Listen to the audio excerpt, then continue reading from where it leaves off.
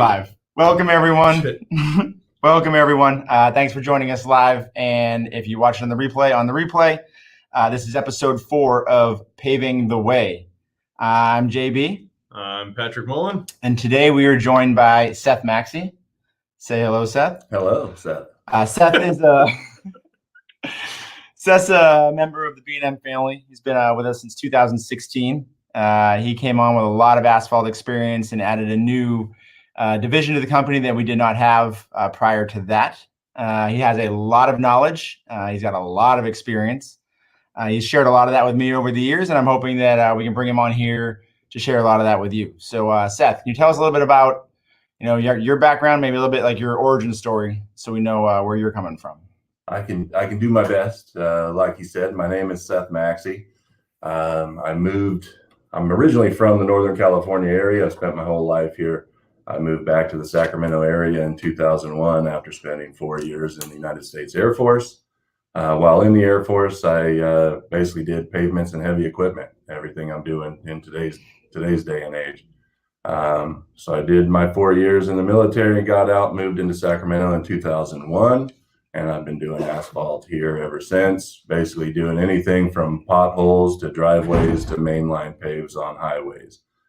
So I feel my knowledge in the asphalt experience, I can answer most any question coming to me. So moving forward, I look to get a lot of questions here from that. On that note, feel free to drop your questions in the comments section, or you can go ahead and email us, Facebook, Instagram, or direct email, whatever's easier for you. Perfect. So let's get us started. A couple things I want to bring up is, one, we're going to introduce slides today, which we've never done. And since neither of us are tech capable, this should be fun. It will be an adventure. We'll see how that goes. Another thing that I'd like to point out is I always like to say that I like to surround myself with much smarter people than myself. I think that's why we're successful, because I'm always looking for people who know a lot more than me. And as always, you guys know Pat knows way more than me. But so does, I guess he's over here. So does Seth. Seth has a lot more knowledge than me, especially in this area. I've learned a lot from him. I'm really excited for you guys to hear the things that he has to say. So we're going to move forward with that. All right, so why don't we start with why asphalt? Like, why would someone want to put asphalt in, and what are the benefits of actually doing asphalt? To answer that question, today's day and age, everybody sees the gas pumps, the price going up at the gas pumps, and asphalt is an oil-based product. So I'd like to say that asphalt has always been a less expensive approach to either doing parking lots, driveways, or roadways. But today's day and age, the price is going up a little bit more, but it is still less expensive than concrete. And the cost of concrete's been going up a lot too. Just so everybody knows, we get trucks of concrete basically daily, every single day, and we're being able to surcharges on the cement. It started out as a per load, now it's a per cubic yard surcharge. Price of asphalt's going up too, and there's not much we can do about that, but it still is going to be significantly less expensive than doing concrete. I think a lot of people are probably used to that now too. I mean, prices are going up on everything. Yeah. Hard to stay away from it. Yeah. Okay. So what other to get away from the negative side of everything, getting all prices raising up in today's day and age, to dealing with asphalt, it's a lot faster to construct. We can come in and we can do a parking lot, we can have it paved and open to the public in one day. Whereas in concrete, you have a lot of setup. It takes a lot longer to pour, plus a lot longer to cure to open up to traffic. So therefore it's a lot faster to construct a project or to open it back up to the general public, as far as your business is going and everything else. So those are the top benefits of why we want to choose asphalt over concrete, is just mostly your cost, how fast we can get it done, and how fast we can open it back up to the general public. Generally speaking, if we were to pour a driveway in concrete, it's going to take us a day to set it up and a day to pour it, and then you want a minimum of 7 days cure time. A lot of companies will tell you stay off of it for 28 days because that's how long it takes to fully cure out and hit its high strength.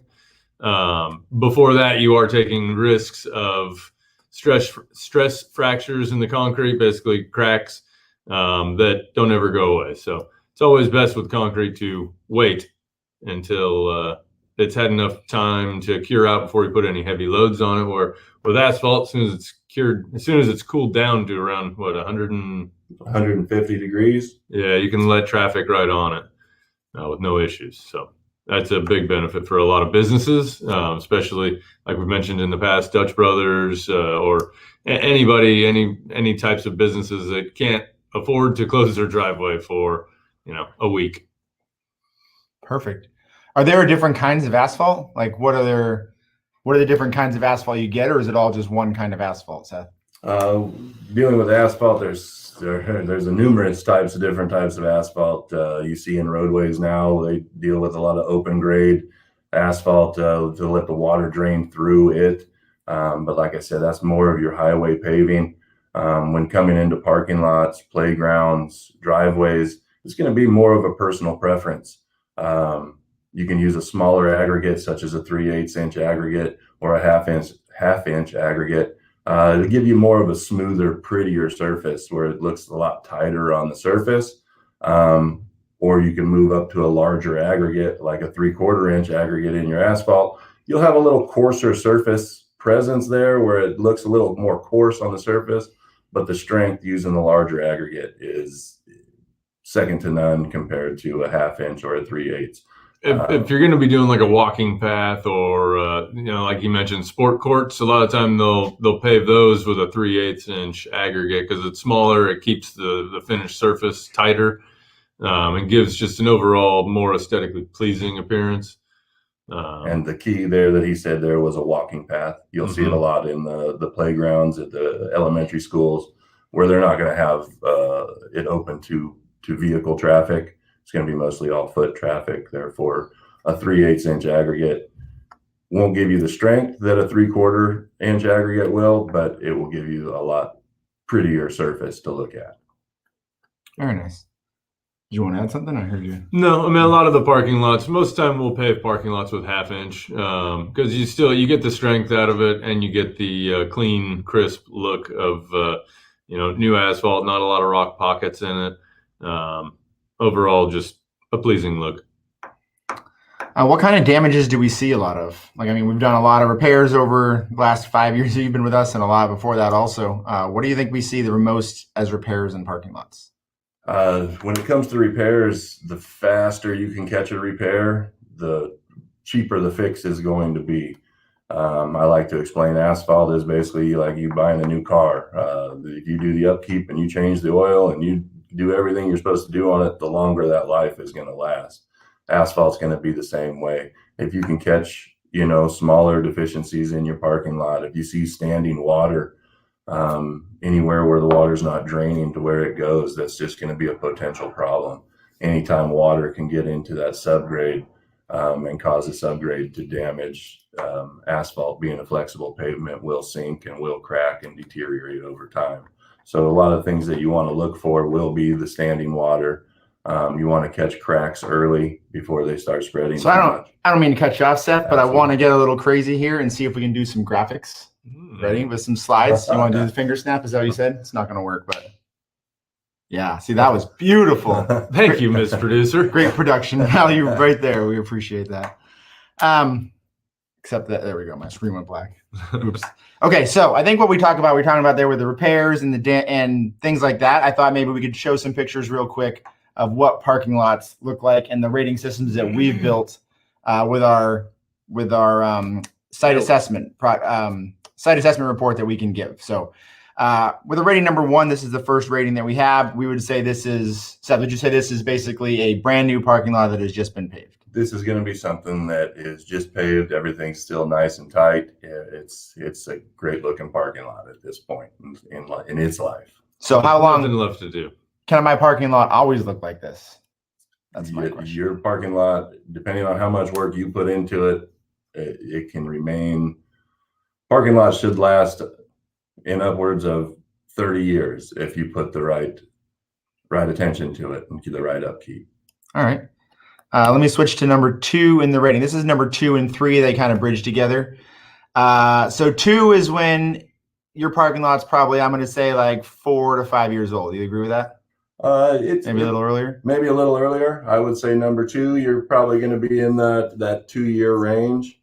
This is probably when you want to start getting out and doing your first kind of inspections. If you had just gotten a new pave, looking for cracks, cleaning everything. You want to keep the dirt off of the surface as best as possible. And that number 2 is it's now you want to start watching for things because that ground is going to constantly move on you. What I want to point out too, and we've kind of said it, we'll say it again, we're going to say it 1,000 times, we can never say it enough, is that cracks are the problem with your parking lot. Cracks are going to be the root of all failures that you will have because it gets back to the subgrade, which we're kind of mentioning. We'll talk about, I think, a little more.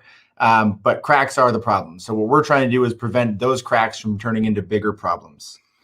So Seth, can you explain what a seal coat actually is? Explain what a seal coat is and what it does to protect the parking lot or the asphalt. Going back to my earlier statement about maintenance of a vehicle and changing your oils, a seal coat is just like that. It's a routine maintenance. I would suggest doing a seal coat roughly about every 3 to 5 years, depending on the traffic that you have in your parking lot, roadway, driveway, etc. Basically, what a seal coat does is it will seal the surface of your asphalt. It'll give it a uniform look. You'll go through before a seal coat. Any cracks you do have, you'll want to do a hot rubber crack fill to fill those to prevent any water from getting to your subgrade. The longer we can keep water off of your subgrade, that, like I said, you'll hit that 25, 30-year mark on your parking lot. A seal coat is that preventative maintenance program. Could you compare a seal coat to like painting the house? Like if you're going to paint your house every 5 years, to keep the water from getting through the paint, is a seal coat kind of doing the same thing? Absolutely. You'll have sun damage on all your siding on your house. You'll get sun damage just in asphalt. Asphalt is a black product. Therefore, it's going to absorb a lot more heat and hold the heat. And when that's happening, you're also kind of baking the oils out of the product, which over time make the asphalt more brittle, more prone to cracking. So the seal coat helps keep the oils in the asphalt itself, and also protect it from, if you have a parking lot, cars park, they drip oil, they drip fuel. Those are very bad for the asphalt. They literally eat the asphalt. They break down the other oils in the asphalt, opening the grade up and allowing it to just deteriorate much, much faster than if you had a nice seal coat on it. Then the fuel and the oils that are dripping are going to be eating the seal coat, not your asphalt. Okay, so let's move on to rating number 3. So the cracking seal coat looks like on this lot, seal coat has not been done. We've moved on to some more severe or some larger cracks. You can tell, I can see from this picture, water is going to get into those cracks when the rain starts. It almost looks like actually a ponding area is starting to happen. Is that what you're seeing there? That's what I see as well. And like I said, with those cracks starting to appear the way they are there, what we would do in this situation is we'd come in with some high pressure air. We would clean out the cracks, get all the dirtiness out of the cracks, and fill that with a hot rubber crack fill, like I said, which will prevent any of the new waters getting into your subgrade. Once the crack fill's done, you can cover that number 3 with a seal coat, and your parking lot will then be uniform again with a new stripe. It looks like a brand new parking lot, and you just got yourself another year or 2 of brand new looking parking lot. So I know ponding is good when you're 17 driving through the parking lot, splashing water everywhere. But is ponding good for the asphalt? Absolutely not. All right. I just wanted to make sure we got that out there. Let's move on to the next one, because ponding. Real quick, there is a couple different types of crack filling, not just the hot rubber. There's also a colder, a material that you put down that doesn't require being heated up. There's benefits to both. The hot rubber crack filling is definitely more expensive, and you're going to do that when you have more extensive damage. If you only have a couple of cracks, smaller cracks need to get filled, you can get away with using a cold mixture to crack sealer. Yeah, a cold crack sealer just to seal those up. But if you're working with something that has more cracks that are already there and they're all the way through, then yes, hot rubber is definitely going to be the way to go. I think we can all agree, though, the key to that is catching it early, catching these cracks when they're first forming and getting them sealed. Definitely. Water in the cracks will make them bigger. I mean, that's just kind of how it works. Yep. All right, so we're going to move on to rating number 4. I think we can kind of push through these ones. This is as it's getting worse and worse. As you can see, if you haven't figured it out, 4 is bad, 5 is worse, 6 is going to be even more worse. So even more worse. Even more worser. More worser. Sorry. Pardon my grammar. It's going to be more worser. So 4, I see that there's some good size cracking going on there. It's starting to link together, and we have a term for this called alligatoring, where it's starting to turn into, it looks kind of, we reference it to alligator skin. It's starting to all connect and look like those little areas. So when it rains, all of those cracks are letting water go down to your subbase. So what would be a suggested repair for this? When we get into situations like this where there is alligatoring, as JB just explained, if most of the time that's going to have a depression in that area, because once it gets to alligatoring, that means that water has been leaking into that area for some time now. So there's usually going to be a depression. There's probably going to be even standing water on it. Now, if you keep it going like that every time you drive a car across that, all those little pieces in there inside the alligator skin, they move. As they move, it opens up the crack wider. It allows more water to get in. We've literally seen these grow over a 1-year period, from going out and measuring to give a proposal to them wanting to sign the contract the next year, and it's 50% bigger in 1 year. That's a lot of added costs that if you stay ahead on your maintenance, you can definitely save yourself some time and some money. And heavier rain years are going to be a lot worse on the parking lot. I mean, the more it rains, the worse it's going to be. Yeah. Like he was saying, if you've got this alligatoring, a lot of the time your base material, the material that the asphalt is sitting on, is not good anymore. It's got too much water in it. So it can, what they call pump, where it literally will move as you drive cars across it, just making it worse and worse. Which makes it crack even more. It just keeps perpetuating itself. And so that can get bigger and bigger as well. And there's a couple different ways you can fix that. We can dig it out. We can replace that material with base rock. We could rip it and let it dry and then recompact the dirt. Or one of my favorites is just a lime treat or cement treat the areas that are pumping. It's a quick fix and it will last forever. It turns your subgrade into basically concrete almost. So we also have a section I want to talk about, which I kind of passed up, about damages, what causes them. We'll get back to that after, but that's going to tie in with a lot of what we're talking about now too, and the subgrade. No, that was my fault. We were just talking about it. Okay. I messed up again. Not Pat, that was me. So number 5. So number 5, if you read in the description, it kind of says get an asphalt overlay. I think that for rating 5 is more, Seth, you correct me if I'm wrong. I think when we're getting into just having some asphalt replacement, some larger asphalt replacement, right? And no, I'm sorry. Larger sections of asphalt replacement. Larger section of asphalt replacement and an overlay. And base repairs. Yes, and overlay. That is correct. If I can jump back to number 4, a lot of those are going to be kind of centrally located or individually located. So a lot of those in number 4, we will just be able to remove those sections and reprocess the subgrade, and then be able to give you a seal coat and a restripe over your entire parking lot. Moving into number 5 now, where the cracks are getting a little bit more severe, you're still going to have to remove and replace any spots where the alligatoring is really loose and pumping and moving. We'll have to remove those areas, repair the subgrade, and then in a situation like this, we can do what is an overlay, where we just come over and put a new 1.5 inches of brand new asphalt, 2 inches of brand new asphalt over the existing parking lot that's there. We can use a Petromat fabric that goes over the existing parking lot in that condition, and it's just a paving fabric that we pave over. And what that fabric does is it acts as a bridge in between your existing parking lot and your new asphalt, which will prevent, or hopefully prevent, a lot of these cracks from reflecting through to your new asphalt. That's the whole purpose of the Petromat.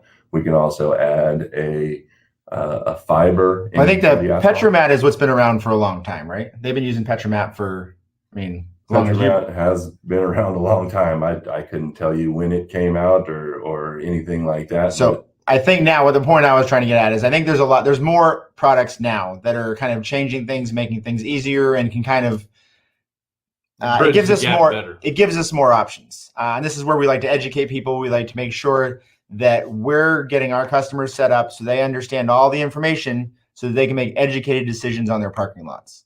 So I know you're going to kind of jump into the fiber stuff, which I will let you jump into, but I just want people to understand a lot of people aren't talking about these other products and these other solutions and ways to either save money, to make the products last longer, to get a better finished product.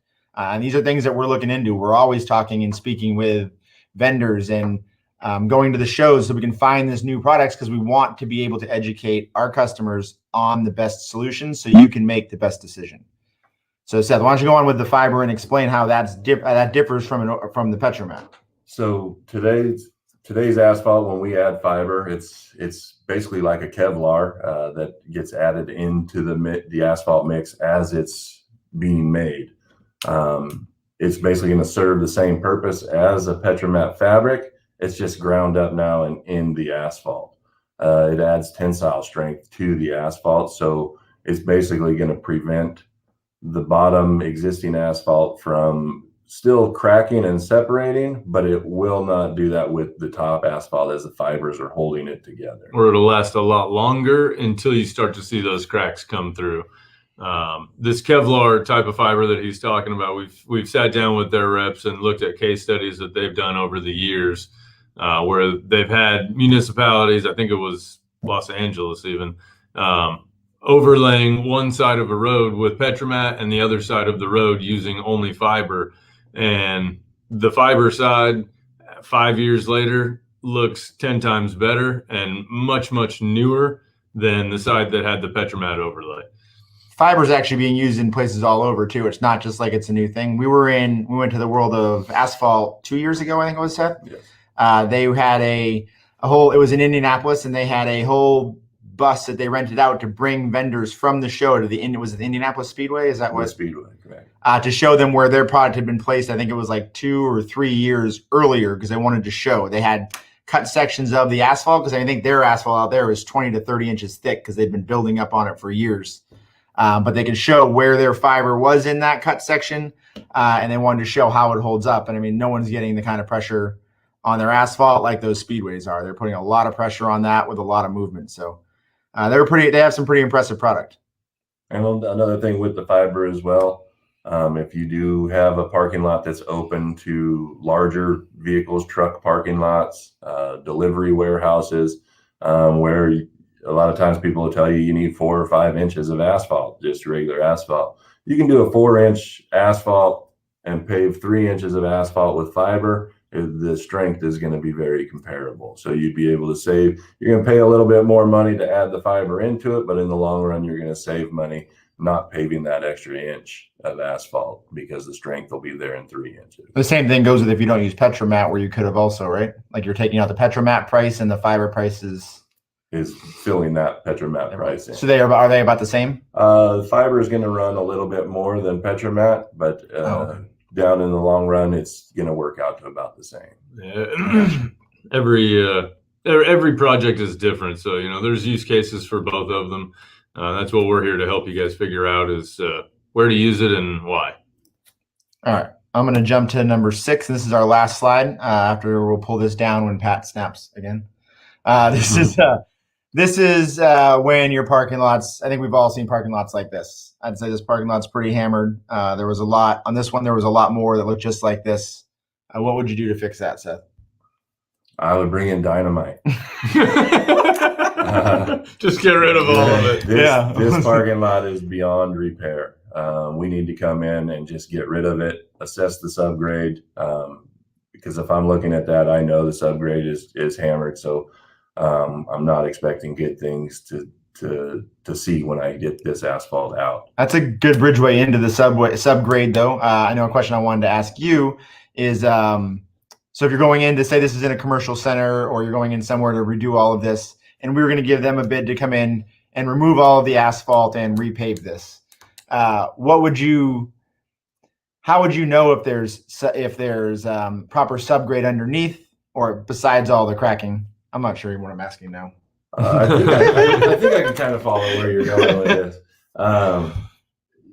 To answer your question, you won't know until you pull the asphalt off. Me looking at that picture, I would say 90% that subgrade has failed underneath. Yeah. And I would guide whoever's parking lot that is in the direction that you're going to have to replace your subgrade as well, or we're going to have to do a lot of subgrade attention once the asphalt's out. Yeah, so a lot of time, if it's a larger parking lot or even, some smaller parking lots, 15,000 square feet or so and up, we'll come in there with a grinder and we'll grind out the section of asphalt that we plan on paving. And at that point, we'll take a look and see which sections of subgrade are not good, and then come up with a plan that's going to work best for, one, the timeline that we might be under, two, the money, and see just overall what's going to work best for everybody to keep the project moving, get it done right, and make sure that you get something that's going to last a long time. So now that we've kind of run through all these ratings, Seth, at what point would a customer or a property owner or somebody who is responsible for these parking lots, at what point would they want to make a phone call to us or to anybody else?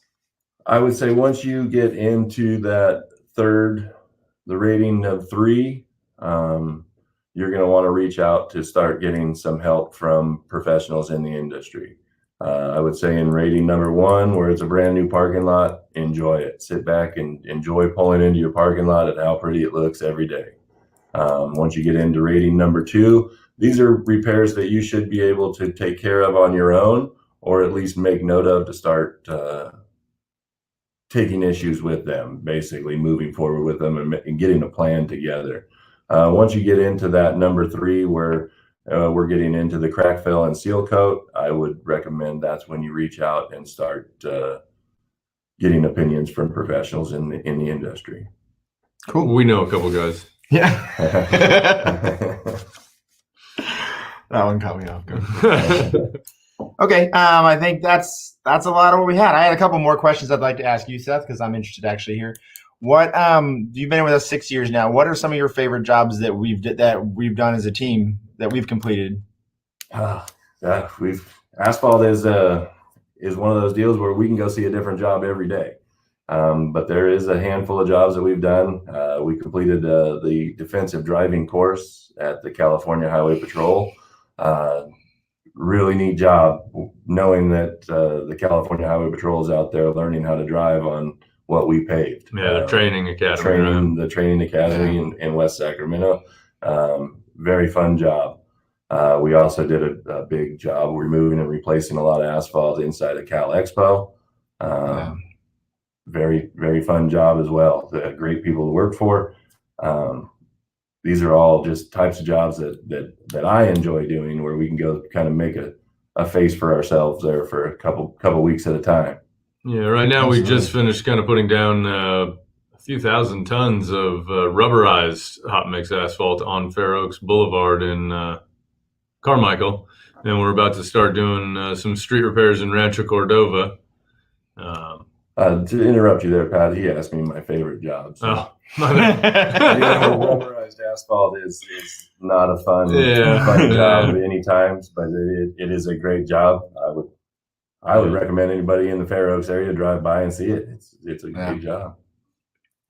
Perfect. What's your favorite asphalt job? I would have to say it's one of those first couple that he talked about. CHP. The CHP was really cool when we CHP. had multiple pavers running at the same time because they didn't want any cold joints.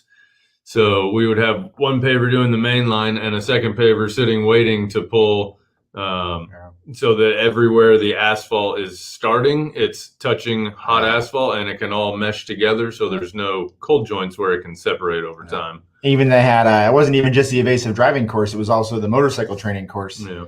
With that, remember that, Seth? Remember that embanked edge that had on it? Oh yeah. Yeah, that was an adventure also. But that was a good job. Actually, we completed that whole thing in 30 days. So I was pretty impressed with the job you did out there. You did a great job. We've also done projects with some other companies doing levee roads.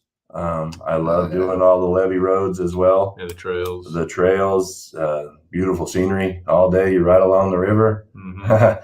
You can't ask for anything better. So yeah, those are some of the better jobs that I like. All right, so I'm going to fall back real quick. Do we want to talk about damages? What damages can happen? What things to look for? I mean, Probably I should. think we kind of touched on it, but I mean, really, as soon as you start to see cracks Feel oil forming slipping. or tree roots lifting and Right. cracks starting there, or if you've got a lot of excessive fuel and oil spills, I would say the sooner you contact a professional, the better. Stay ahead of it. The earlier you are, the cheaper it's going to be.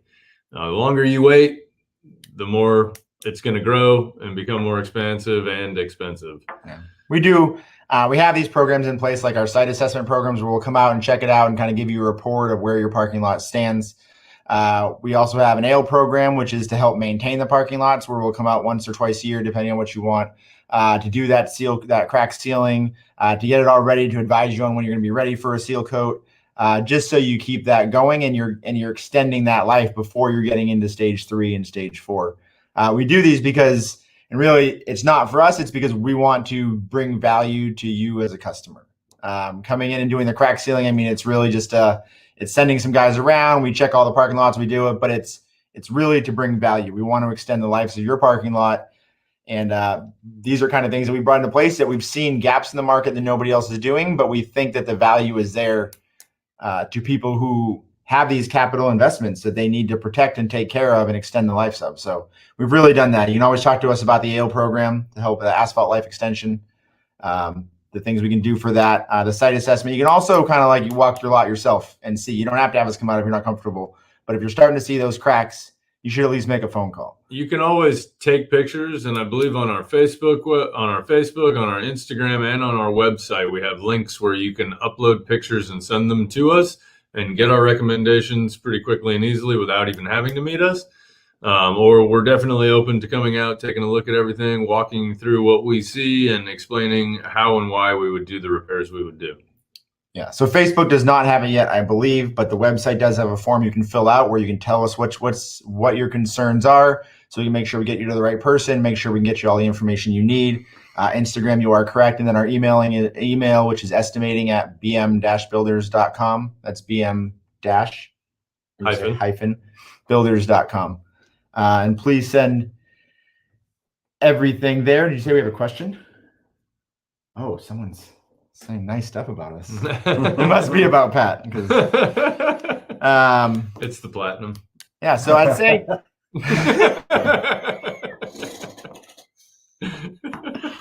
all right. Well, thank you everyone for tuning in. I hope you got some education out of this or some help. Like I said, we're always here, so please reach out. Let us know if there's anything we can do to help out. Yeah. We'll see you guys on the next episode. Hopefully, I think next week, episode 5 of Paving the Way. Not sure what we'll be talking about yet, but I'm sure it'll be interesting and fun. Thank you. Thank you. Thanks, everyone. Seth. It was fun hearing from you.